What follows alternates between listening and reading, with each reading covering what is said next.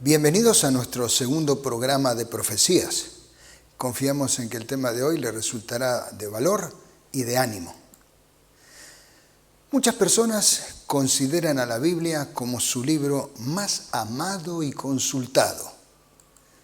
Sin embargo, muchos otros la dejan de lado porque prefieren creer otras doctrinas, por ejemplo, la teoría de la evolución. Millones más hacen oídos sordos a sus enseñanzas y muchos más procuran destruirla a través de la ciencia o peor aún, la ignorancia. ¿Es la Biblia todavía un libro confiable? ¿Tiene alguna relevancia para los que vivimos en el siglo XXI, el siglo de las computadoras, el siglo del progreso científico? ¿O será que es un libro viejo y ya no vale la pena prestarle atención? Bienvenidos a nuestro programa de hoy.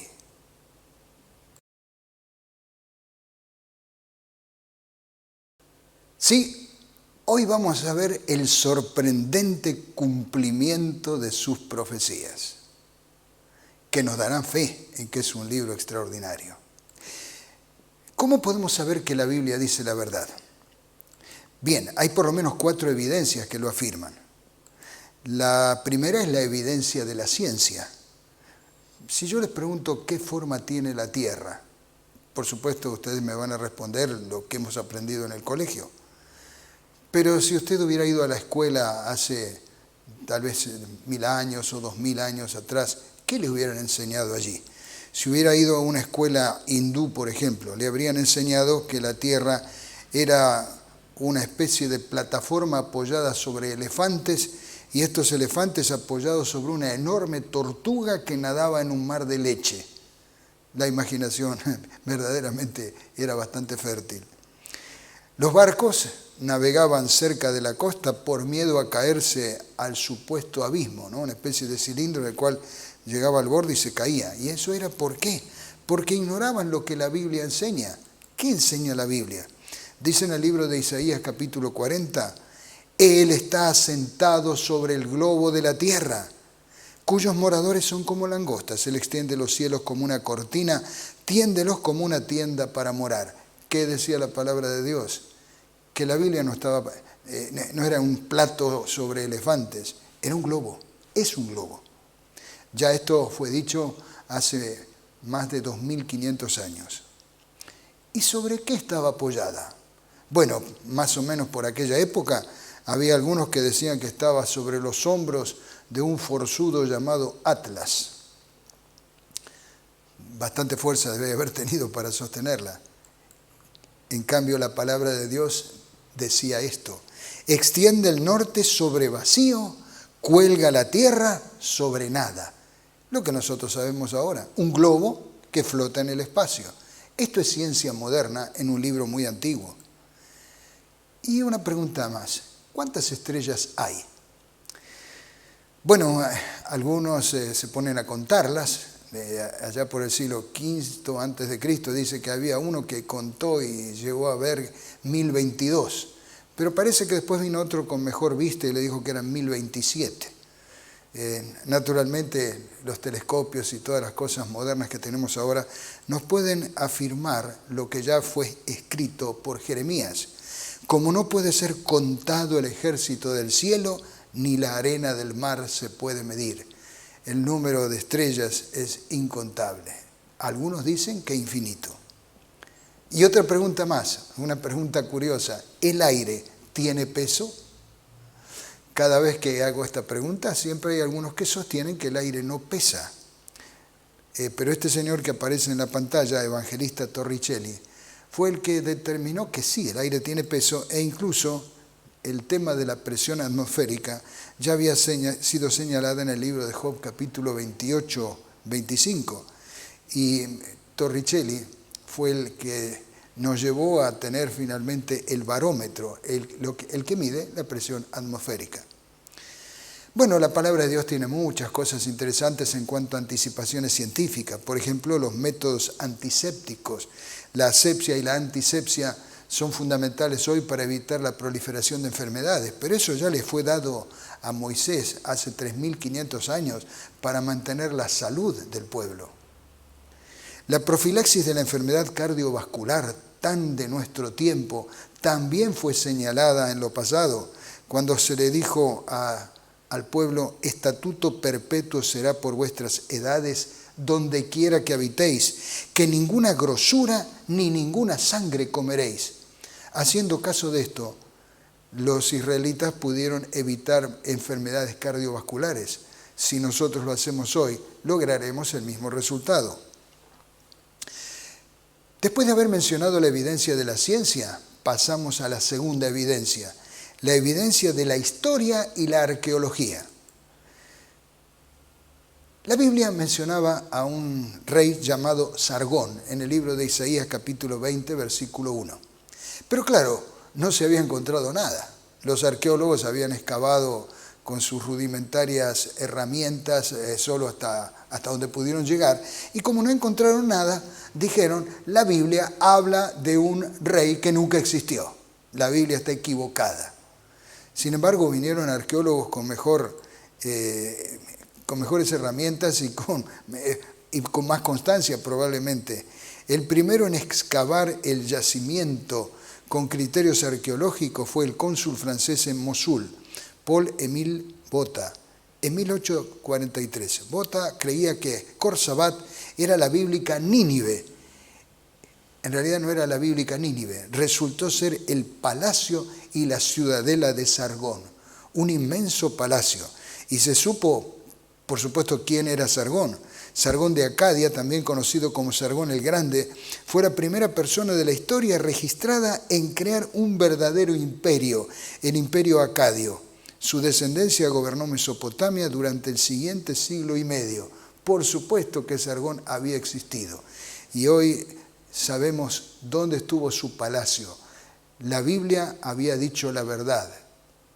Un chasco para los detractores. Lamentablemente en tiempos recientes ocurrió algo triste allí. Voy a leer lo que apareció en un diario hace poco tiempo. El ISIS destruyó la antigua ciudad iraquí de Dur Sarruquín. Los yihadistas demolieron la que fuera la capital de Asiria durante el reinado de Sargón II. Para hacerlo, utilizaron varias excavadoras para destruir así ese sitio arqueológico. ¿Y los hititas? Es interesante que también los críticos dijeron que los hititas nunca habían existido. Pero los hititas, por supuesto que existieron. Fueron un pueblo indoeuropeo. Vivían en la región central de la actual Turquía, entre los años 1200 y 1600 a.C. Este pueblo era originalmente de la región del Cáucaso. La capital del imperio hitita fue la ciudad de Hattusas. Y en el museo, que se encuentra en la ciudad capital, la actual capital Ankara, la actual capital de Turquía, se encuentra el Museo de las Civilizaciones, donde se encuentra, por supuesto, todo lo que han podido recoger ahí en los alrededores de la civilización que de alguna manera fue pionera en ese territorio. El Museo de Estambul, por un tiempo fue la capital de Turquía, ya repito, no lo es más, Ankara es la capital, conserva una gran cantidad de los recuerdos de aquella época. Y por supuesto Turquía es importante porque antiguamente llamada Asia Menor fue el lugar donde el pueblo de Dios tuvo mucho que ver. Muchas de las cartas del apóstol Pablo y de las iglesias que fundó están precisamente en Turquía, como lo veremos un poco más adelante. Felizmente, habiendo sido trasladados al Museo del Louvre, algunas de las construcciones allí del tiempo de Sargón se han salvado de la destrucción y todavía podemos verlas en ese museo. Hay una tercera evidencia de que la Biblia dice la verdad. Es la evidencia de su poder transformador. ¿Por qué ponemos aquí una imagen de Don Quijote y Sancho Panza? Pues porque dice la novela que por leer libros de caballería, el Quijote se volvió loco. Y hay gente que dice, no leas la Biblia, porque si lees la Biblia te vas a volver loco. Permítame decirle que la Biblia, lejos de volver loca a una persona, es lo que le da el equilibrio mental. Más bien es al revés. El que no lee la Biblia es posible que llegue a estar mal de la cabeza. Pero la Biblia de ninguna manera va a dañar a una persona. Me gusta la imagen que dibujó este artista. Desde el rostro de la izquierda al rostro de la derecha, un cambio. Yo le pregunto a las damas presentes, ¿con qué rostro querrían casarse? ¿Con el de la izquierda o con el de la derecha? Evidentemente, en esta época de tanta violencia de género, el casarse con alguien que tiene un rostro apacible sería una garantía. Esa es la transformación, lo que la Biblia puede hacer por la gente. También está la evidencia de las profecías, la cuarta evidencia.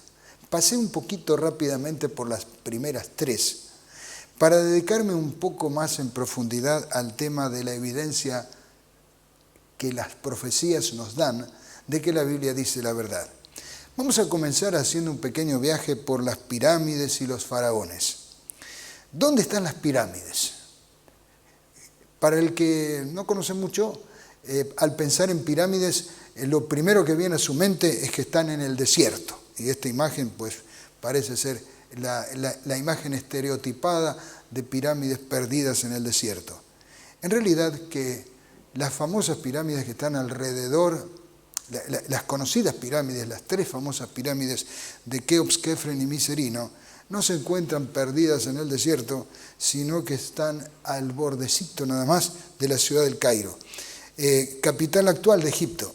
Las tres principales, las que ya mencioné, de Keops, Kefren y Miserino, de las primeras dinastías, tienen 4.000 años de antigüedad. Y ustedes las pueden ver allí en el fondo, un poquito en la niebla, después de la ciudad del Cairo. Aquí hay otras vistas que muestran que las pirámides son un suburbio, algo muy cercano a la capital de este milenario país de Egipto. También al lado de las pirámides se encuentra la imagen de la Esfinge, de la cual se dice que Napoleón dijo 4.000 años o 40 siglos os contemplan. Las pirámides hay muchas y también hay otro tipo de tumbas como esta que se ve en primer plano, que es una mastaba. Otra vista de la Esfinge y aproximémonos para ver más de cerca cómo están hechas las pirámides o cómo fueron hechas. Son cubos, es como si un niño hubiera estado apilando cubos y de esa forma armó la pirámide. Claro, esos cubos pesan miles de toneladas, así que no era nada fácil moverlos. Quien va a Egipto hoy puede comprar ciertos souvenirs, recuerdos que muestran algo de cómo vivían los faraones. Y claro, los faraones tenían diferentes maneras de ser enterrados. Las pirámides fueron una de las primeras formas. La pirámide escalonada de Diezer en Saqqara, o la pirámide de Seneferu, la pirámide acodada de Seneferu en Dashur, la pirámide roja de Seneferu erigida en Dashur. En Egipto se han hallado más de 100 pirámides de diferentes tamaños. Son de las primeras dinastías. Costaba tanto hacerlos, por eso se hablaba de obras faraónicas. Costaba tanto hacerlos que las siguientes dinastías fueron más modestas, mucho más modestas, porque era imposible encarar semejantes obras. Entremos en la gran pirámide, la de Keops. Hoy se puede entrar a través de un pasadizo iluminado hasta llegar a la cámara del rey. Se suponía que ahí estaba el sarcófago del rey, pero no se encontró nada. Avanzamos un poco hacia el sur y llegamos a Tebas. Ahí están los famosos colosos de Memnón. Pueden ustedes mirar el tamaño de esos colosos comparándolo con las figuras que se ven a la entrada. Obviamente los colosos quizás decuplican o son como 20 veces más que la altura de los seres humanos. Y estos fueron hechos de una forma interesante, no apilando cosas, no apilando elementos, sino trabajando, excavando la piedra. Y ya vamos a ver algo de eso dentro de un momento. Otra vista más de estos famosos colosos y los palacios de Tebas, que hoy se los puede ver iluminados. Bueno, en Egipto hay tumbas y estatuas por todas partes, mayormente en torno al río Nilo, por supuesto, que era el que les daba la vida, y Podríamos nosotros, a través de esta construcción pictórica, imaginarnos lo que debe haber sido el pasaje de aquellos reyes en aquella época. Cuando en 1922 se encontró la tumba de Tutankamón, un faraón que en realidad no tuvo mucha significación, un faraón de poca significación para el país, y sin embargo tenía una máscara de oro riquísima. La gente, por supuesto, se hacía la imagen de que Egipto había sido un país riquísimo, y por supuesto que lo debe haber sido. Aquí está el templo de la reina Hatshepsut en Luxor, construido de piedra caliza. Ella fue el quinto faraón de la dinastía número 18, o sea que habían pasado ya varias dinastías. Algunas personas hablan de que en la pirámide hay profecías, de que de alguna forma escritos en las piedras hay profecías. Amigos, eso no es otra cosa que románticas o malintencionadas o tal vez ignorantes profecías, ignorantes de la verdad, porque hay verdaderas profecías sobre Egipto. Y esas profecías verdaderas sobre Egipto se encuentran precisamente en el libro de Ezequiel. Ezequiel vivió ya hacia el final del poderío egipcio. ¿Y por qué? Miren ustedes las profecías que hay. Vamos a mirar unas pocas. A ti, Faraón, rey de Egipto, gran monstruo que yaces en el cauce de tus ríos, que dices, el Nilo es mío, el Nilo es mi creación, te declaro que estoy en tu contra. Es el Señor el que le dice esto.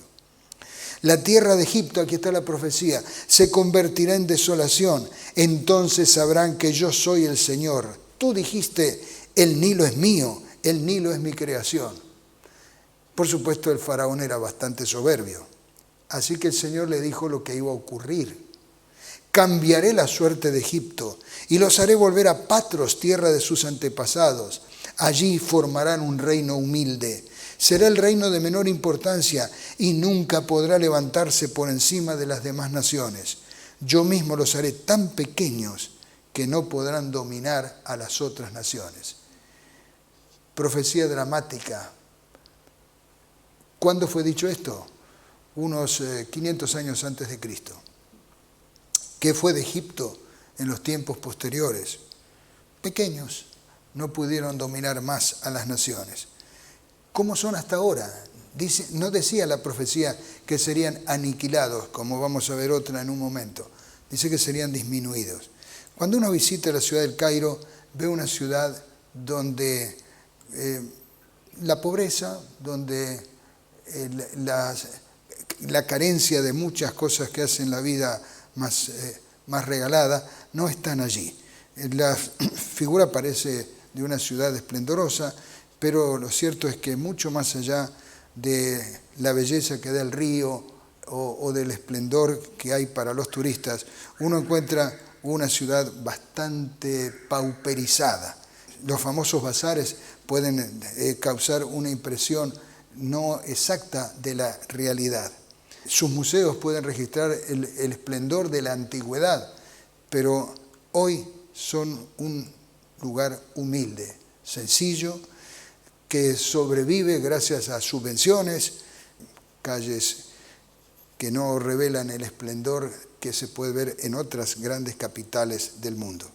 Una ciudad abigarrada, una ciudad comprometida, donde la higiene es una de las cosas de mayor necesidad, carente de higiene y carente de muchas cosas que hacen la vida más regalada en otros lugares de la tierra. ¿Se cumplió esta parte de la profecía? Por supuesto que sí.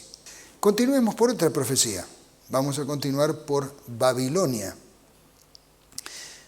¿Qué se dice de Babilonia? ¿Qué era Babilonia?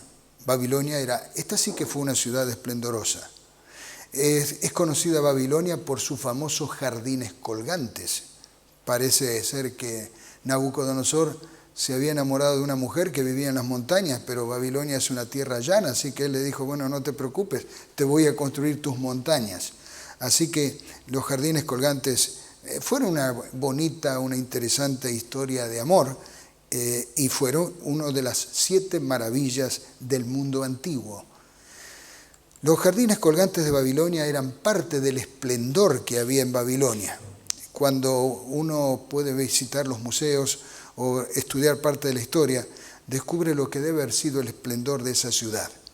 Pero tenía un problema Babilonia, o tuvo un problema Babilonia, fue la profecía. Esto dijo Isaías respecto a Babilonia.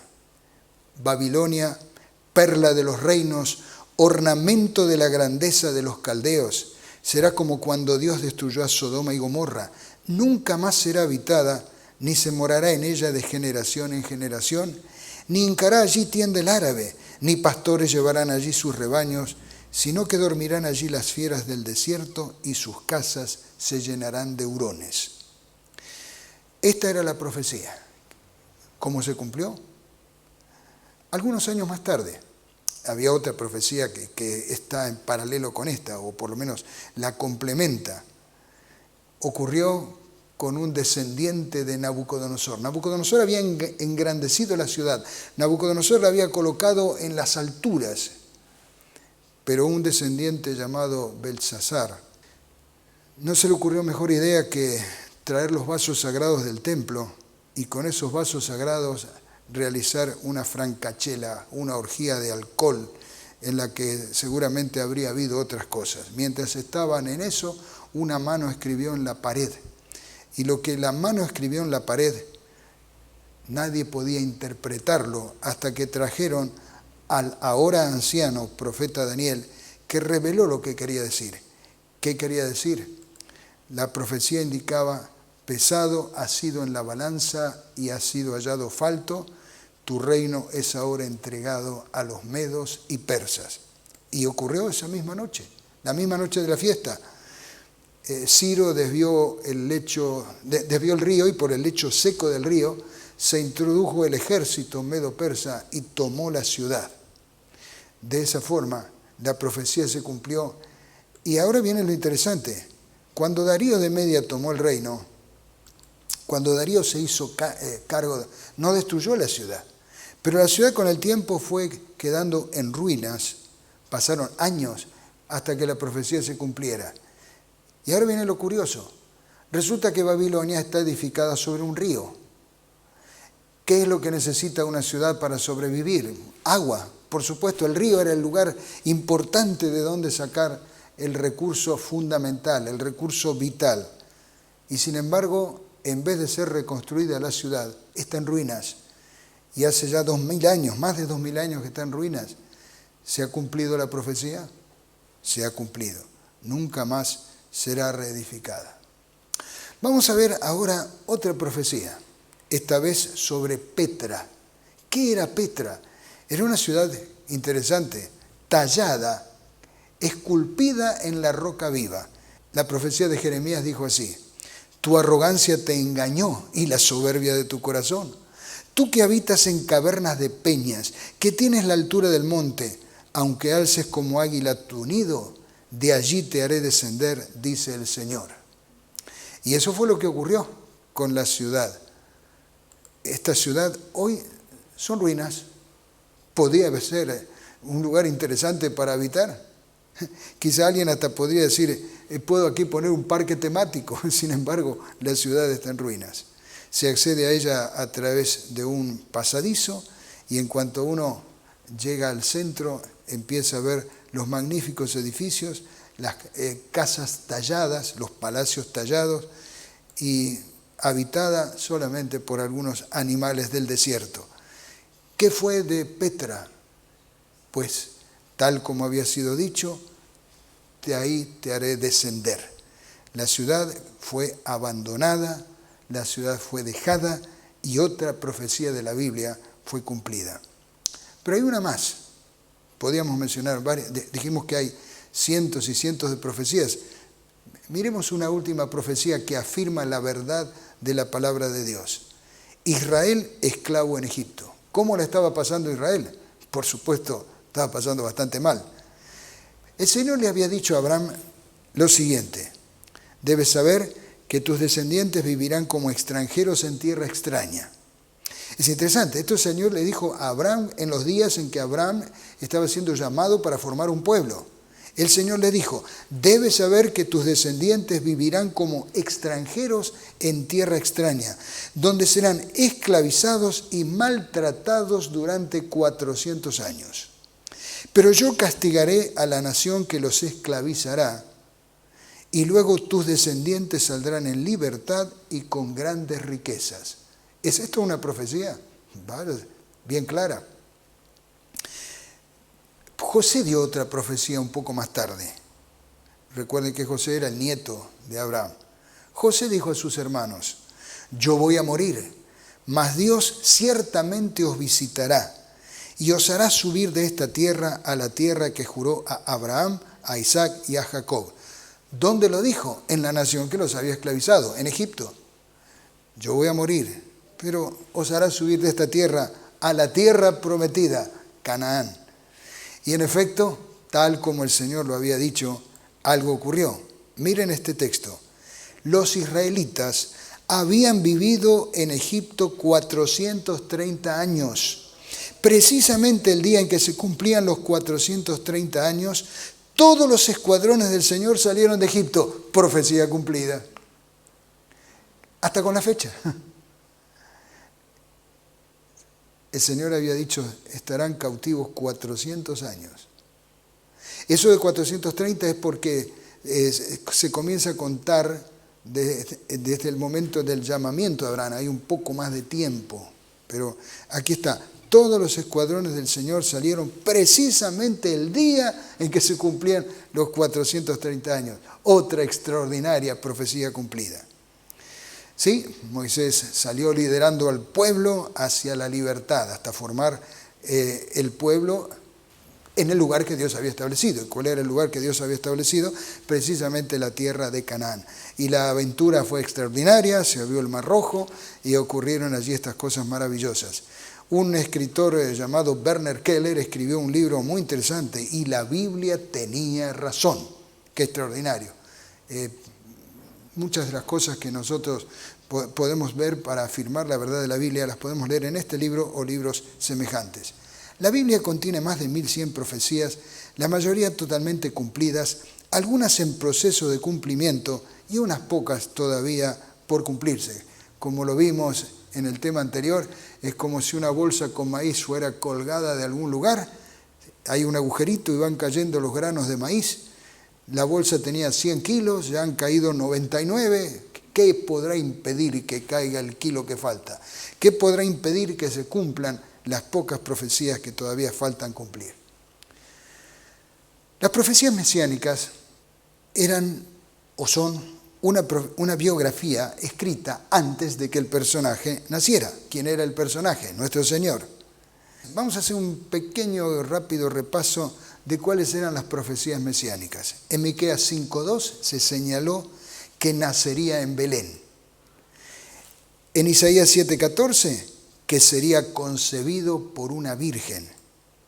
En Isaías 61, que ya por supuesto siendo un adulto daría vista a los ciegos. En el Salmo 55, que sería entregado por un amigo. En el Salmo 22, que perforarían sus manos y sus pies. Todo esto se fue cumpliendo, diciendo que el Mesías realmente cumplía los parámetros de la profecía. También que al descenderlo de la cruz, algunos pensaban que eso era el fin de todas las cosas. Sin embargo, nosotros tenemos que recordar que el mismo Señor había dado una profecía. ¿Qué había dicho Él? Al tercer día resucitaré. 3 veces lo dijo. Es interesante que los discípulos estaban todos llenos de dolor, llenos de angustia, cuando 3 veces el Señor les había anunciado que resucitaría. Es triste pensar que los discípulos o se olvidaron o no creyeron la profecía. Y así hay muchísima gente hoy que se olvidó o no cree en las profecías. Jesús no solo resucitó, Jesús ascendió al cielo. ¿Hay alguna profecía mesiánica que falta cumplir? La tumba está vacía. El Señor, no podemos nosotros ir a ningún lugar para, como hacen algunos, ir a venerar las reliquias de Jesús, porque no hay ninguna. Jesús está en el cielo. ¿Cuál es la profecía que falta cumplirse? La más importante de todas. Solo falta cumplirse una profecía mesiánica, la del regreso de Jesús. Y esta, habiéndose cumplido las otras, por supuesto, también se cumplirá. Nosotros esperamos ver a nuestro Señor viniendo en breve en gloria y majestad. La profecía, si no les gustó la ilustración de la bolsa o el saco de maíz, aquí tenemos una un poco más científica. Es como un reloj de arena. Han caído ya todos los granos, faltan muy poquitos de esos granos caer. Esos pocos granos también caerán. Por eso quiero preguntarle a usted, amigo o amiga que está aquí presente o que nos mira a través de la pantalla de su televisor, ¿no le gustaría agradecer al Señor por la veracidad de su palabra? ¿No le gustaría darle las gracias y a la vez pedirle que nos ayude a seguirle? Hagamos esta oración. Señor, quiero agradecerte por tu palabra, la Biblia, porque estoy seguro de que contiene la verdad. Quiero seguirte en tu camino. Que así sea. Amén.